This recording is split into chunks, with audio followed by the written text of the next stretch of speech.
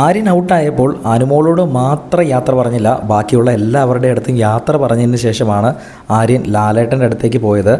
ആദ്യം തന്നെ എവിക്ഷൻ ലിസ്റ്റിലുള്ള ആര്യനും നെവിനും ഒഴികെ ബാക്കി എല്ലാവരെയും ലാലേട്ടൻ സേവ് ചെയ്യുന്നു.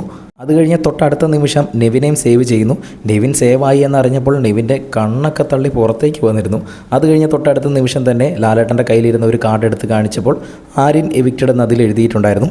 അങ്ങനെ ആര്യൻ പുറത്തായി. ആര്യൻ അങ്ങനെ ബാക്കി എല്ലാവരുടെ അടുത്തും യാത്ര പറഞ്ഞു, അനുമോൾ ഒഴികെ. അനുമോൾ ഇങ്ങനെ നോക്കി നിൽക്കുന്നുണ്ടായിരുന്നു, പക്ഷേ അനുമോളോട് യാത്ര പറഞ്ഞില്ല. നേരെ അത് കഴിഞ്ഞ് നേരെ ലാലേട്ടൻ്റെ അടുത്തേക്ക് ആര്യൻ ചെല്ലുകയായിരുന്നു. സ്റ്റേജിൽ ചെന്നപ്പോൾ ലാലേട്ടനും ഞെട്ടിച്ചു കേട്ടോ. വെൽ പ്ലേഡ് ആര്യൻ എന്ന് ലാലേട്ടനും ആര്യൻ്റെ മുഖത്ത് നോക്കി തന്നെ പറഞ്ഞു. എന്തായാലും വളരെ മികച്ചൊരു മത്സരാർത്ഥിയായിരുന്നു. ടോപ്പ് 5 അർഹിച്ചിരുന്ന ഒരു മത്സരാർത്ഥി തന്നെയായിരുന്നു. ധൈര്യപൂർവ്വം വളരെ സ്ട്രോങ് ആയിട്ട് ഗെയിം കളിച്ച ഒരു മത്സരാർത്ഥിയാണ്. ടാസ്കുകളിലെ ആര്യൻ്റെ പ്രകടനം പിന്നെ എടുത്തു പറയേണ്ട കാര്യമില്ലല്ലോ. എന്തായാലും വളരെ മികച്ച ഒരു മത്സരാർത്ഥി തന്നെയാണ്. ഉയരങ്ങളിൽ എത്താൻ സാധിക്കട്ടെ. എന്തായാലും അവിടെ സ്റ്റേജിൽ എത്തിയ ആര്യൻ വീട്ടുകാരോട് എല്ലാവരോടും യാത്ര പറഞ്ഞ് ആര്യൻ്റെ മൂവ്മെൻറ്റ്സ് ഒക്കെ കണ്ട ശേഷം വീടിനോട് യാത്ര പറയുകയായിരുന്നു. എന്തായാലും ആര്യൻ ബിഗ് ബോസ് വീടിനോട് യാത്ര പറഞ്ഞിരിക്കുകയാണ്. ബിഗ് ബോസിൻ്റെ കൂടുതൽ അപ്ഡേറ്റുകളുമായി വീണ്ടും വരാം.